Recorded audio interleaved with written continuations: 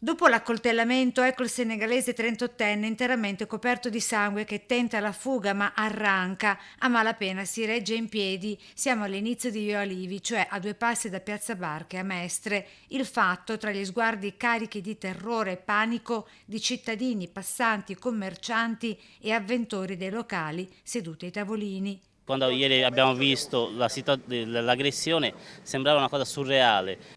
L'accoltellamento nel corso del passeggio di Mestre ieri nel primo pomeriggio durante una duplice rissa tra nordafricani per spartirsi la zona dello spaccio proprio qui in centro città. È qui che il 38enne senegalese, dopo aver perso i sensi, verrà soccorso grazie alle chiamate al 118 della gente sotto shock. Se la caverà con un mese di prognosi e un trauma addominale. È andata peggio al suo connazionale 42enne, da lui accoltellato all'addome da parte a parte, squartandogli la pancia, sotto la galleria romana che ora sta lottando per la vita all'Angelo di Mestre. Un piccolo dettaglio: entrambi non risiedono in città, bensì a Brescia il 42enne grave in prognosi riservata e a Vicenza il suo aggressore 38enne che camminava sanguinante tra la gente. Poco più tardi alle 18 la terza aggressione, sempre a 2 passi da qui in via Allegri, quando il titolare del bar Zax ha colpito in faccia con una mazza da baseball